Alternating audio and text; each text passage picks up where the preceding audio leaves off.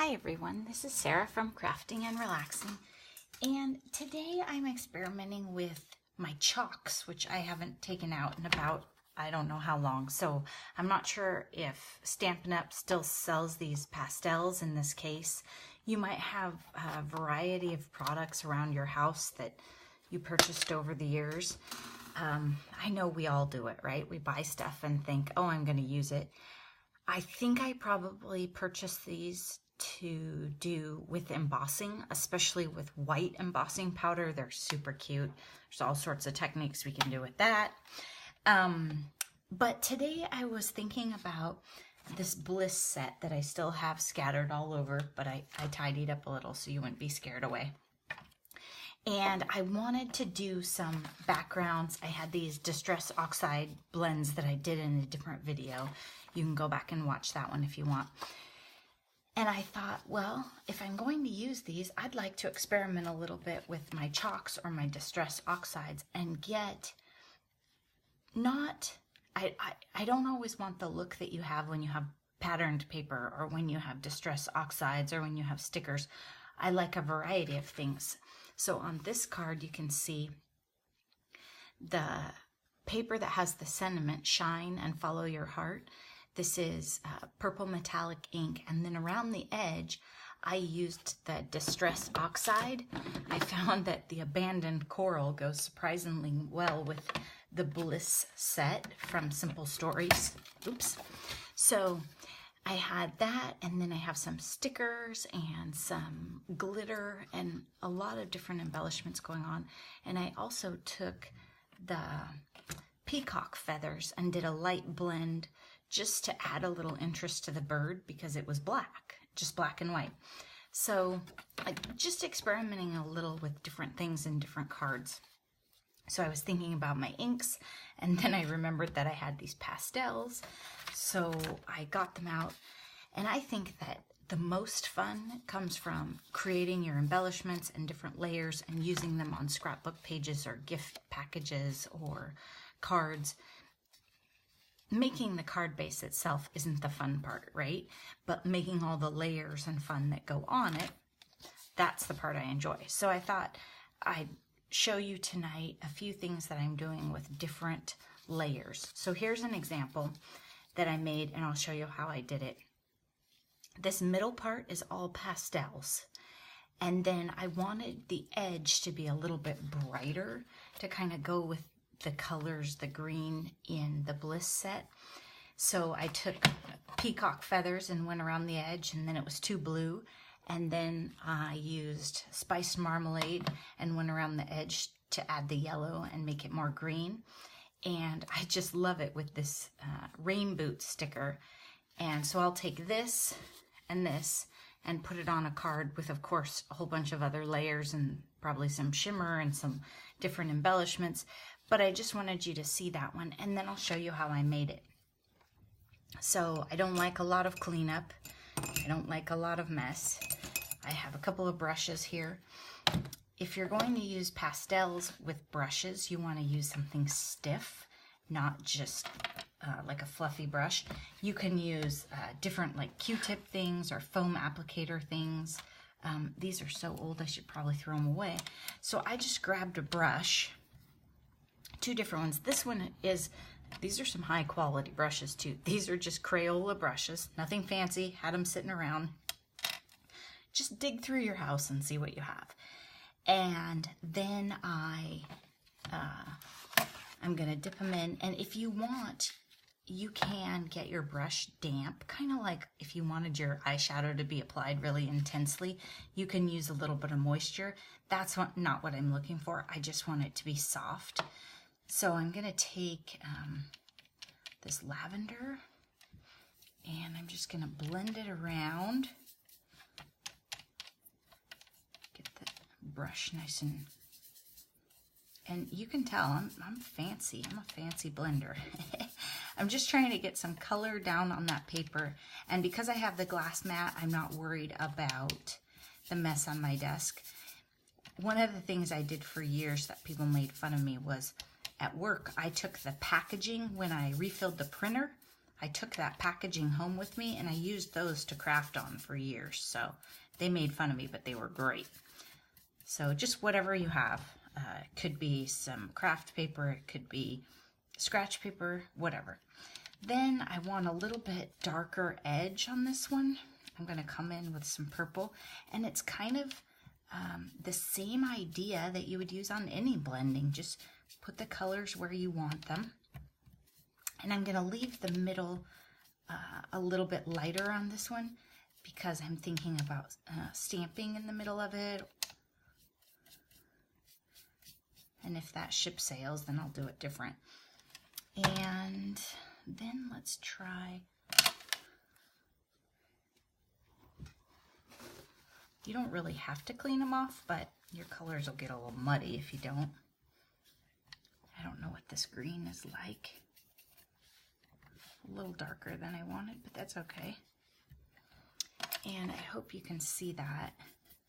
There we go. I'll just do it darker so you can see.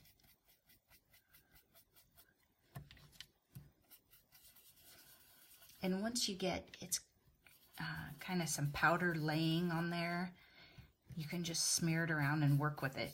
I'm not worried that I have different colors laying there because I can use those to add interest. And so you see, it's just like using your Distress Oxides or any other ink that's fairly forgiving. They blend, they layer, they don't get muddy. Some inks would get kind of muddy looking and just turn out looking brown. Then I think I want some of this bright. There we go. Kind of brighten up the edges. I mean, it is spring after all.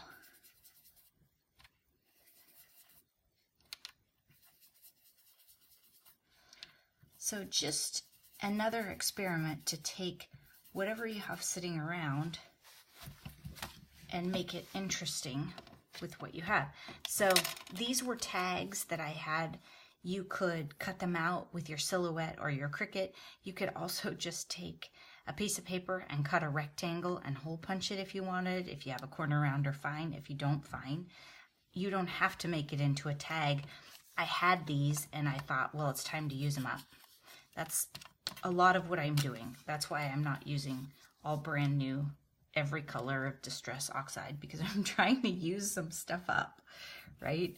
And decide, okay, do I need every new product that comes out? No, I don't. Okay, I might. Now, on this one, after I put this together, I looked at it. Well, that's part of why I didn't glue it down, because I changed my mind. And I was thinking about, I'd like to have a darker purple around the edge of this boot coming out a little bit. So what I'm going to do is I'm going to take something, I had a pencil but I lost it, something like this, and just kind of get an idea of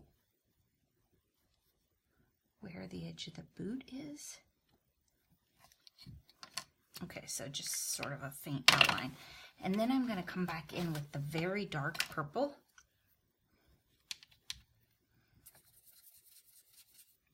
Because I want that dark purple to come out underneath it.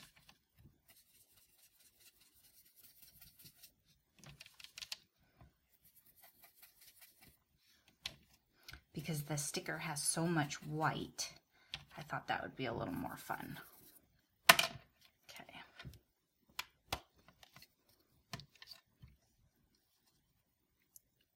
There we go. So just a little more contrast right where the boot is, and then the edge around there is a little more light. So you can just experiment. That's the fun of pastels or inks. You can take different things and change them the way you want. So I'll show you how I put this edge on. I think we did something like this before, but just in case. So I have peacock feathers here. And these are Distress Oxides. You could do the same thing with Distress ink. You could do something pretty basic like I'm about to do with almost any ink. And you just ink the edges. And I'm going to keep it a little bit tidy this time just because that's the look I want. I don't know if you'll be able to see that so well. The other one I did a little messier big wide stripe. This one, I just want variety as my cards go together, so I don't want it quite as messy. And there you go. I'll set it down on the white so you can see it better. So it just adds a different dimension to it. I also could, just so you can see, I'll go over it. There's no rule that says I can't add ink with my pastels. There's no color police watching or anything like that. It's going to change how well they stick and blend because the paper has that texture on it, but I can still experiment with it. And it doesn't take the ink as well because it has that layer, so it's almost even softer. So you can see here where I saturated the color in the paper. So you can take a variety of products and get very different looks. And in something like this where I have pastels, I'm not limited to the colors that I've purchased because they all came together, right? It's like a set of markers. And I find that I don't like the level of saturation that comes in most inexpensive markers, and I haven't bought the really expensive ones. So there are those, and then I think I'd like something a little bit pinky, or maybe some green. Well, we already have some green. Let's do something a little bit pinky peach.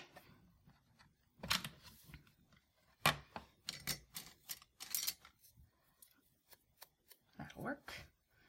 Ooh, we've got a lot of choices in here. Let's try this one and see where we are.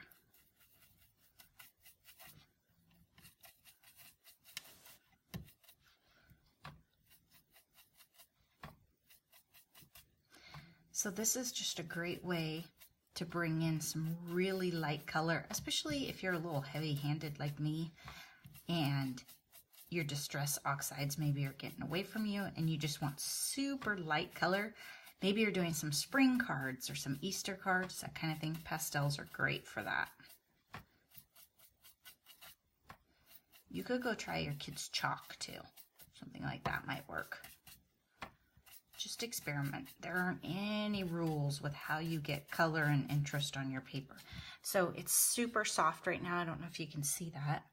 And then what I'm going to do is I'm going to grab some pink.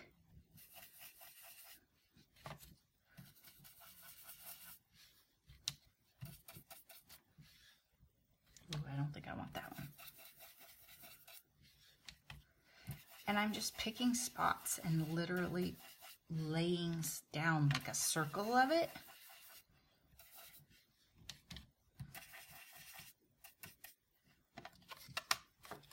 And you can see I've got my eye on this pinkish that's by the butterfly and the pinks in the flowers. And that's all I'm doing. And then I'm going to grab a little bit of this peachy over here and see if I like it. And some more of this.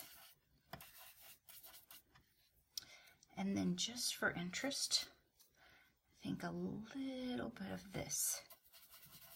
Yeah, just to brighten things up so I don't have that yellow, or I don't have that white in there so much.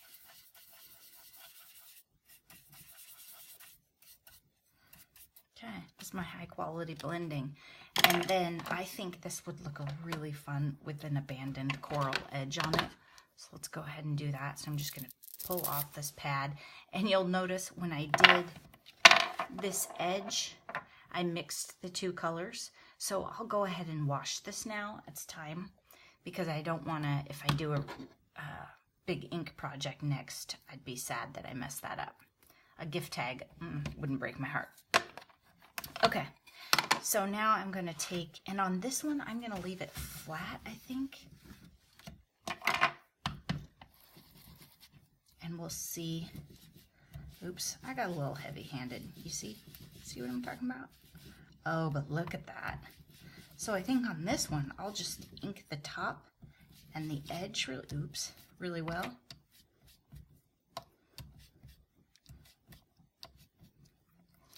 And then leave it, and then we get a completely different look, right? And then hit it with a little bit more of this orangey chalk right in here, just to make it glow. So just another example, and remember that the way your backgrounds, these are just backgrounds to me. They're just very small backgrounds. The way your backgrounds look isn't that important because you're going to take them and layer them up. So it's just not crucial, right? One other thing that I wanted to try while we're sitting here and everything's out is I haven't done anything with a paintbrush and my Distress Oxides. And according to this ink, it's permanent. We'll see.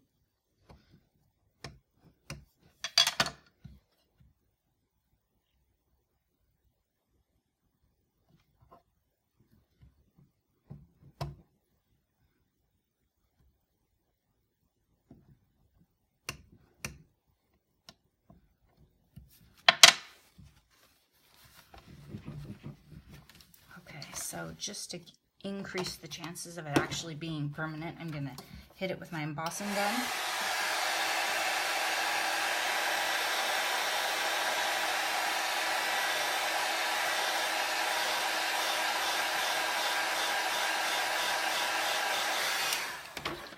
Just to see if it is permanent. And then what I'm going to do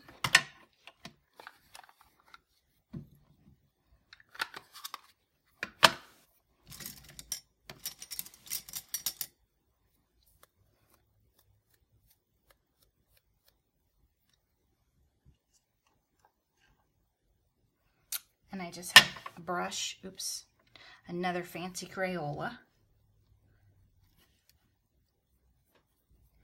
And the Distress Oxides are really interesting because that brush is way too big. They have almost like a paint finish. They're not so inky. And what I want to do is hit it with a little water, and then it becomes more like a watercolor. Not sure if you can see that.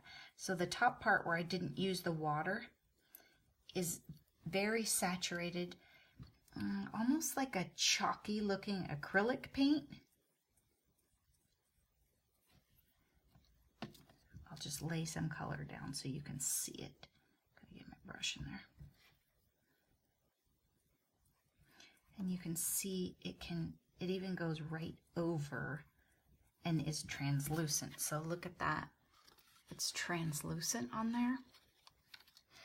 And then what I really want to do, I just wanted you to be able to see, was carry it with some water. Now, I'm not great at staying in the lines, and watercoloring isn't my favorite thing to do. So one way to really cheat at that is to emboss it, okay? Because if you emboss it, it gives you a ridge to stay within. But this is just an experiment that I'm doing, so I'm not too concerned with how it actually turns out. I'm more concerned with figuring out if this is a technique that I want to do, right? And that's one of the joys about making your embellishments and figuring things out, is you can experiment on a small scale with things. So I like this.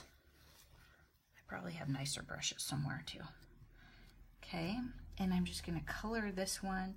And then what I think I'm going to do is I'm going to put a little bit of the spiced marmalade right here, just so I have some variation on my butterflies.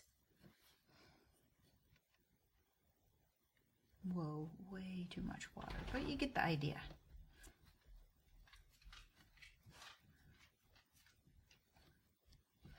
And this isn't fancy cardstock. These were purchased from Stampin' Up! About, I don't know, probably years and years and years ago.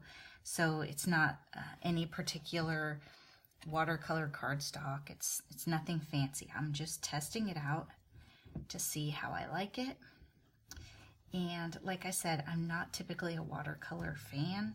I'm really not a fan of anything that involves a little tiny brush like this. But I think I really like this, and what I'll probably do is come in on the background, put some peacock feathers or some chalk background, something for a little more interest, so that I actually use these butterflies for a project. I'm just going to finish since I have everything out here. And then instead of letting this ink go to waste, what I'll probably do is some kind of water technique to make some backgrounds, since I already have it out here on the glass and there's no point in wasting it.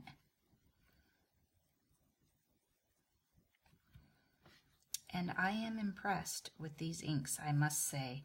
I think this would be something fun to sit around and watch TV or chit-chat and paint some more butterflies or some flowers. Okay, now I'm sad for this butterfly that didn't get any extra color, so I'm going to come back and make him a little more interesting with some of the yellow. And the thing about this, if you'll notice, I'm just laying it on there. I'm really not doing any work. I'm not doing any blending. Those of you who are super talented are going to be horrified, but I just kind of wanted to see if it's forgiving and if it adapts to all skill levels, and it seems like it does. So there you go. There's my very first attempt with any sort of watercolor version of Distress Oxides. And everything I try with these, I love. There hasn't been anything that made me disappointed or sad that I purchased them. I still have a lot to learn about blending. I need to come in lighter and with my brush a little angled so that I don't get the circles and so heavy, but still, I haven't done any that I hate and wouldn't possibly use. So just while you're watching, because I have it here, I'll show you a little more about how this is going to end up, but you're probably getting a little tired of the length of this video, so I'm going to wrap it up.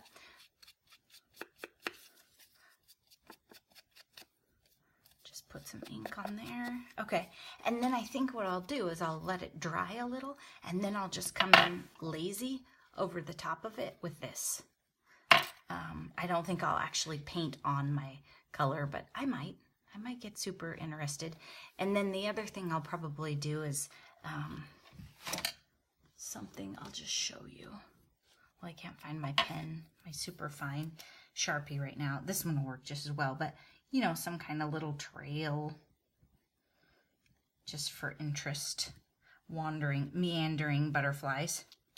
So, okay, be sure you're taking time for crafting or something relaxing in your life, whatever is fun for you. My weather isn't quite outdoorsy yet, so I'm still playing inside. One more thing I wanted to show you, because sometimes we just get so excited when we find the perfect thing. I've been looking and experimenting with storage containers and different things. And the other day I was at the Dollar Tree and I found a $1 storage container, and I love it for sequins. If you look, it's only maybe ½ an inch, 3/4 of an inch deep, so not very deep, but it holds a packet of sequins perfect. And so far, it doesn't mix the colors. Some of my other storage things, if they turn upside down, the sequins and beads will slide around, but it doesn't seem to. The lid hasn't popped open. I figure if I was traveling somewhere, I'd probably washi tape it closed, but so far I'm very happy with my Dollar Tree purchase. It was in the tools section, not in crafts. Think of Dollar Tree as a scavenger hunt adventure. Okay, thank you so much for watching, and I hope that you will subscribe to my channel, and remember that you can click the bell to get notified whenever I post a new video. Thanks.